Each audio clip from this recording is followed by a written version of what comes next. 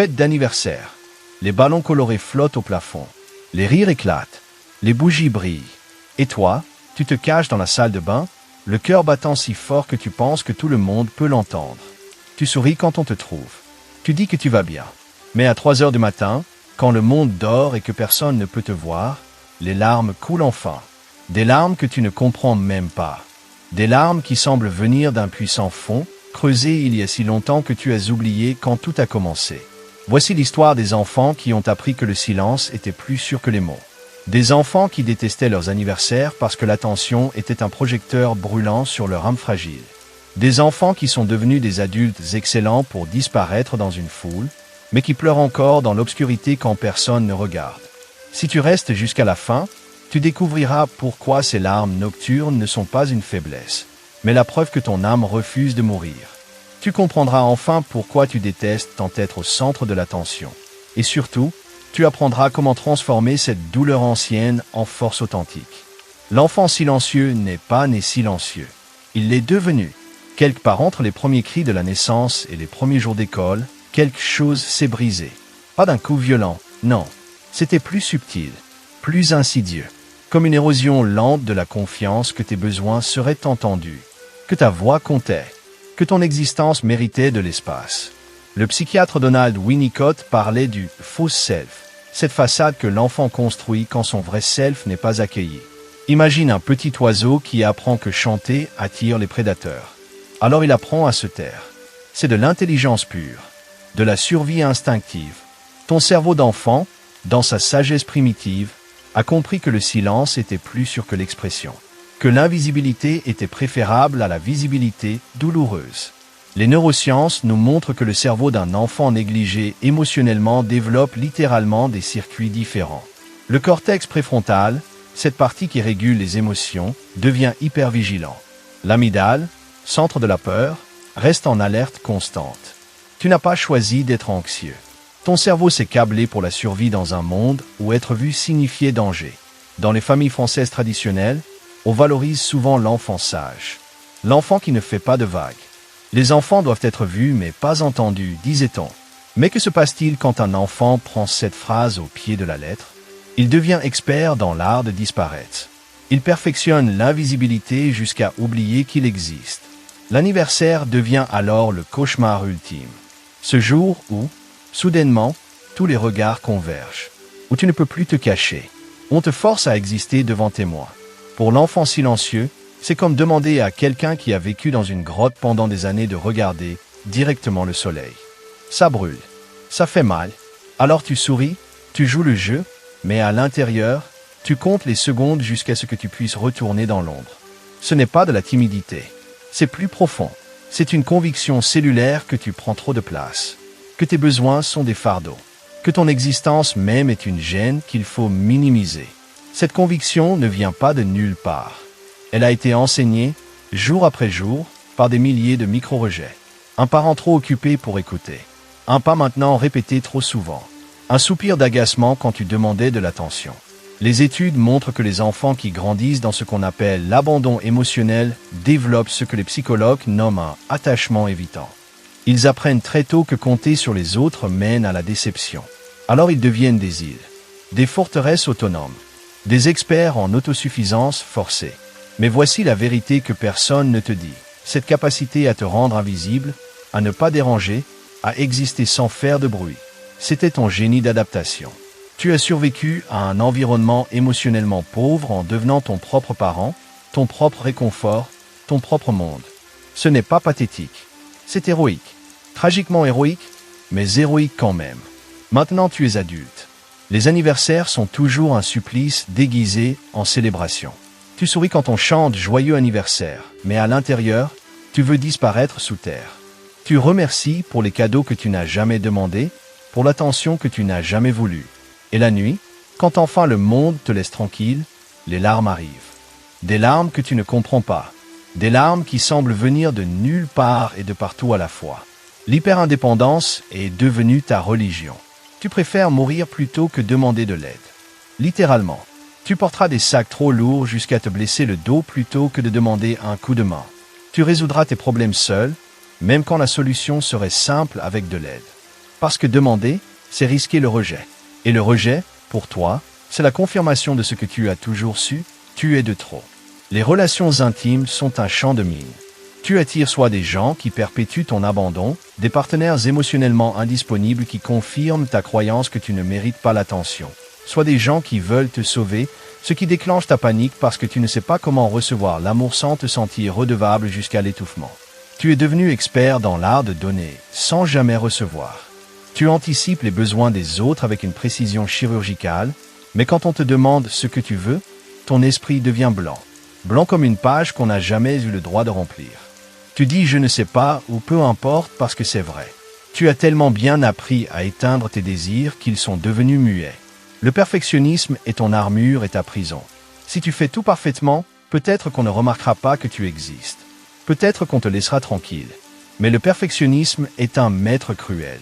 Il exige toujours plus. Et quand tu échoues, même légèrement, la voix dans ta tête devient vicieuse.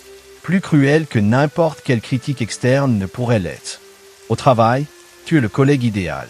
Fiable, silencieux, productif. Tu ne causes jamais de problème. Tu ne demandes jamais d'augmentation. Tu acceptes les charges de travail supplémentaires sans broncher. Et tu te demandes pourquoi tu es épuisé, pourquoi tu ressens ce ressentiment bouillonnant que tu n'oses pas exprimer. C'est parce que tu reproduis, jour après jour, le schéma de ton enfance.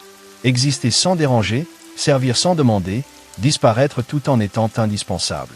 Les fêtes, les rassemblements sociaux, sont des épreuves d'endurance. Tu arrives en retard pour éviter l'attention de l'entrée. Tu pars tôt pour éviter les au revoir prolongés. Tu restes près de la sortie, toujours prêt à fuir.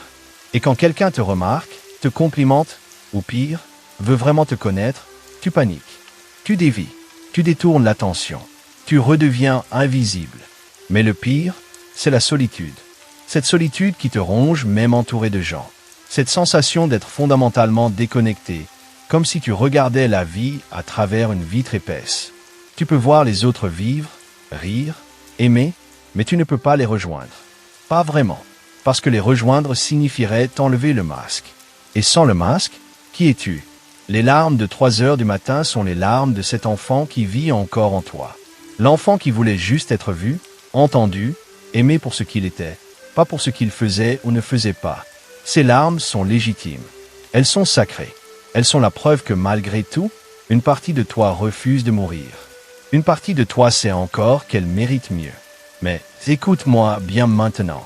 Ces larmes nocturnes ne sont pas ta faiblesse. Elles sont le début de ta libération. Carl Jung disait, on ne devient pas illuminé en imaginant des figures de lumière, mais en rendant l'obscurité consciente. Tes larmes de 3 heures du matin, c'est ton ombre qui refuse d'être ignorée plus longtemps. C'est ton âme qui crie qu'elle en a assez de faire semblant. Le processus de guérison commence par un acte radical, témoigner de ta propre douleur. Pas la minimiser, pas la rationaliser, pas dire d'autres ont eu pire. Non, regarder directement cette douleur et dire « Oui, ça s'est passé. Oui, ça a fait mal. Oui, j'ai été abandonné émotionnellement et ça a déformé ma façon d'être au monde. » C'est brutal. C'est comme nettoyer une blessure infectée depuis des années. Ça fait mal avant de guérir. Tu vas ressentir de la rage. Une rage volcanique contre ceux qui étaient supposés te protéger et t'ont laissé te noyer dans le silence. Cette rage est bonne. Elle est saine. Elle est la preuve que tu commences à reconnaître que tu méritais mieux. Voici les étapes concrètes pour commencer cette transformation. Premièrement, chaque fois que tu sens cette panique monter quand l'attention se tourne vers toi, pause. Respire profondément et demande-toi, quel âge ai-je émotionnellement en ce moment? Souvent, tu découvriras que tu as 5 ans ou 7 ans, ou l'âge que tu avais quand être vu est devenu dangereux. Reconnais cet enfant. Dis-lui, je te vois. Tu es en sécurité maintenant. Je suis l'adulte et je vais nous protéger. Deuxièmement, commence à pratiquer ce que j'appelle la visibilité microdosée. Partage une opinion dans une conversation. Demande quelque chose de petit, comme un verre d'eau. Accepte un compliment sans le dévier. Ce sont des actes de rébellion contre ta programmation. Chaque fois que tu le fais, tu reprogrammes littéralement ton cerveau pour comprendre que c'est safe d'exister. Troisièmement, écris une lettre à ton enfant intérieur. Demande-lui, qu'est-ce que tu voulais pour ton anniversaire quand tu avais 7 ans? Pas les cadeaux. Qu'est-ce que tu voulais vraiment? Laisse la réponse venir. Elle pourrait te surprendre. Peut-être que tu voulais juste que quelqu'un soit vraiment heureux que tu existes. Peut-être que tu voulais sentir que ta naissance était une bénédiction, pas un fardeau. Quatrièmement, pleure. Pleure pour tous les anniversaires où tu as fait semblant d'être heureux. Pleure pour toutes les fois où tu as dit ça va quand tu te noyais. Pleure pour l'enfant qui a dû devenir son propre parent. Ces larmes ne sont pas de la faiblesse. Elles sont de l'alchimie. Elles transforment la douleur gelée en eau vive qui peut enfin couler et partir. Cinquièmement, trouve un témoin bienveillant. Un thérapeute, un ami de confiance, quelqu'un devant qui tu peux enlever le masque sans être jugé. La guérison ne se fait pas dans l'isolation.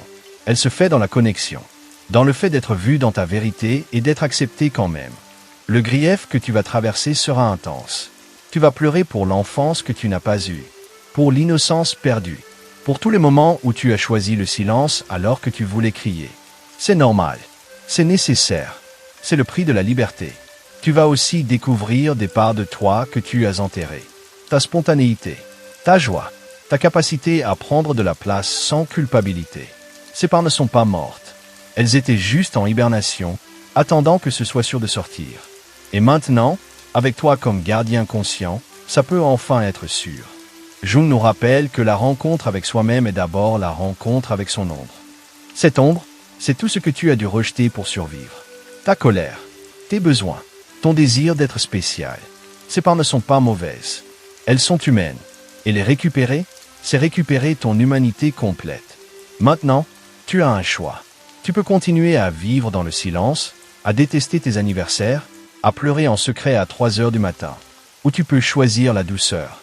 Pas la douceur passive que tu as toujours pratiquée pour ne pas déranger. Non, la douceur féroce envers toi-même. La douceur qui dit « j'ai le droit d'exister. J'ai le droit de prendre de la place. J'ai le droit d'être célébré. » Imagine ton prochain anniversaire.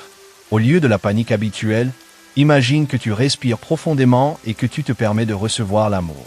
Pas parfaitement, pas sans inconfort, mais consciemment. Imagine que quand on chante pour toi, tu écoutes vraiment. Tu laisses ces voix te dire que ta naissance compte, que ton existence a de la valeur, que le monde est meilleur parce que tu es là. Ce ne sera pas facile. Ton système nerveux va protester. Ton esprit va crier que c'est dangereux.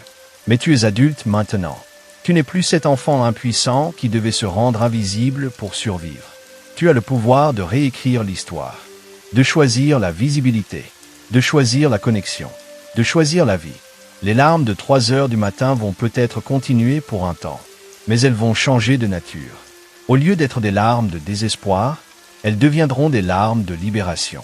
Des larmes qui lavent des décennies de silence forcé. Des larmes qui ouvrent l'espace pour quelque chose de nouveau. Tu mérites d'être vu. Tu mérites d'être entendu.